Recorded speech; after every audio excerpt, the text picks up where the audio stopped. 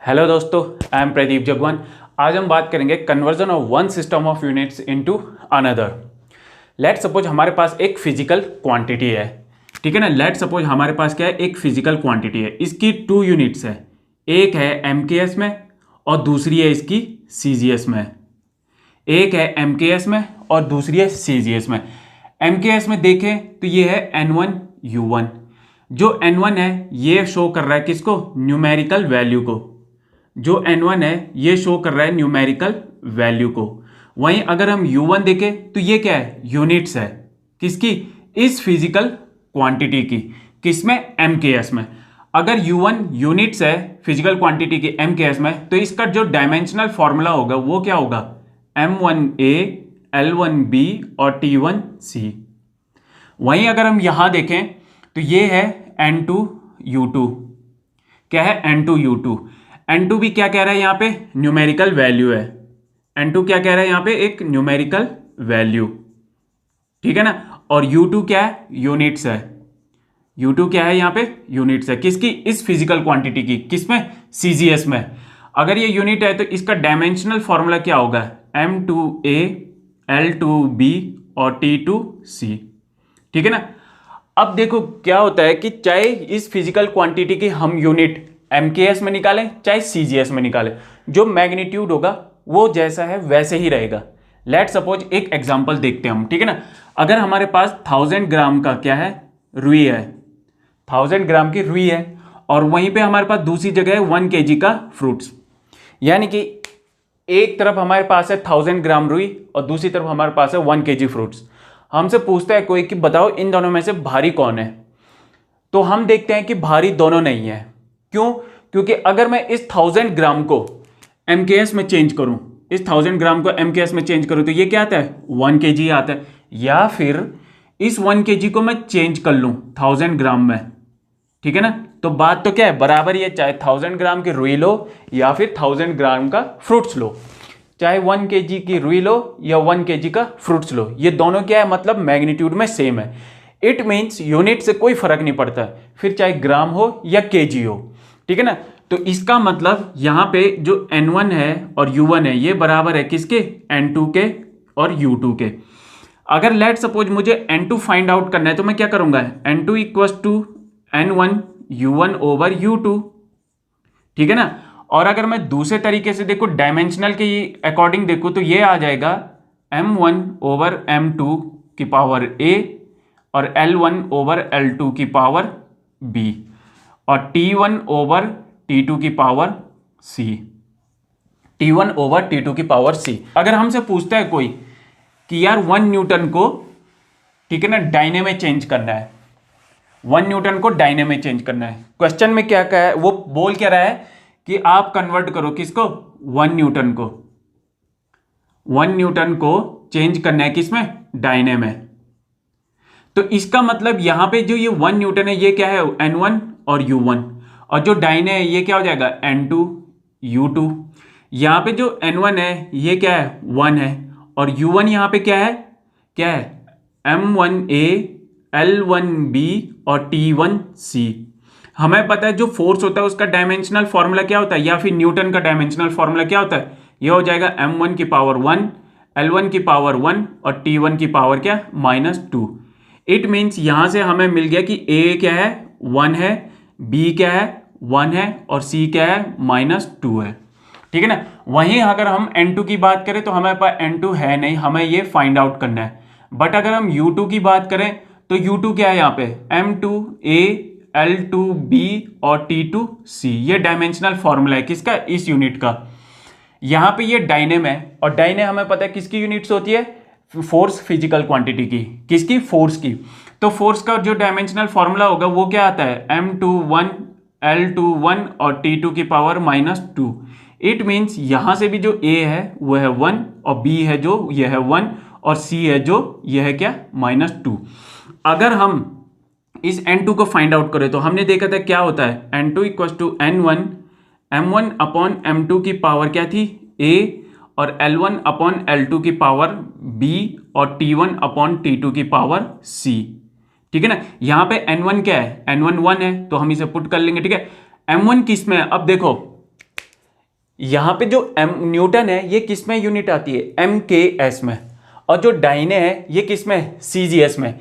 It means जो ये 1 है, U1 है, ये किस में, MKS में है, और जो ये U2 है ये किस में, CGS में, किस में, CGS में। इसका मतलब जो यहाँ पे हम रखेंगे 1 को, और M1 कितना है यहाँ पे 1 kg, ठीक है ना, और ये कितना है 1 ग्राम, 1 kg अपॉन 1 ग्राम पावर 1, ये कितना है 1 मीटर, और ये कितना है 1 सेंटीमीटर पावर 1, ये कितना है 1 सेकेंड, तो ये भी 1 सेकेंड, ठीक है ना, और पावर कितनी -2। अगर हम इस kg को चेंज करें 1000 में तो ये आ जाएगा कितना 10⁻³ ग्राम अपॉन में 1 ग्राम, ठीक है ना, पावर कितनी 1। अगर यहां देखें तो कितना आएगा 10⁻² सेंटीमीटर, और ये कितना सेंटीमीटर पावर 1, ठीक है ना, और ये सेकंड 1 सेकंड ओवर 1 सेकंड -2। अगर हम यहां से देखें तो हमें क्या मिल रहा है 10⁵। यहां पे अगर हम N2 देखें तो ये क्या आ रहा है 10⁵, ठीक है ना। जो N2 है इसकी न्यूमेरिकल वैल्यू क्या आ रही है 10⁵।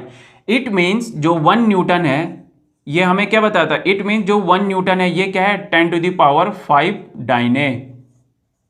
ठीक, अब दूसरा क्वेश्चन देखते हैं, ठीक है। दूसरा क्वेश्चन बोलता है convert of an energy of 1 joule into अर्ज।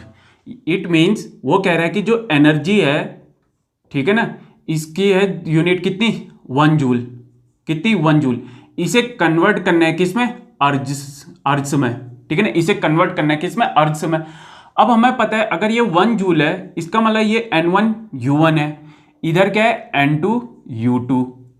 N1 कितना है 1 और U1 क्या दे रखा है यहाँ पे जूल, ठीक है ना, और N2 क्या है हमें फाइंड आउट करना है, और U2 क्या है यहाँ पे अर्ज, ठीक है ना।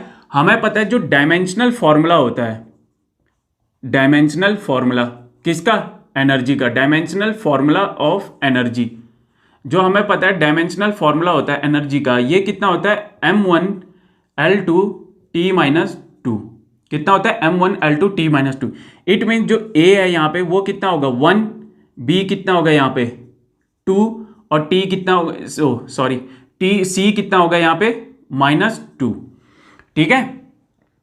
अब हमें पता है कि जो ये जूल है ये किसमें है, जो जूल यूनिट है ये किसमें है MKS में, ये किसमें MKS में। इट मीन जो यहाँ पे M1 है ये कितना है 1 kg, ठीक है, L1 कितना है यहाँ पे 1 मीटर, और T1 कितना है यहाँ पे 1 सेकेंड। और जो यहाँ पे अर्ज है ये किसमें है CGS में है, ये अगर CGS में है तो इस इट मीन्स M2 कितना होगा यहाँ पे 1 ग्राम, ठीक है, L2 कितना होगा यहाँ पे 1 सेंटीमीटर, और T2 कितना होगा यहाँ पे 1 सेकेंड।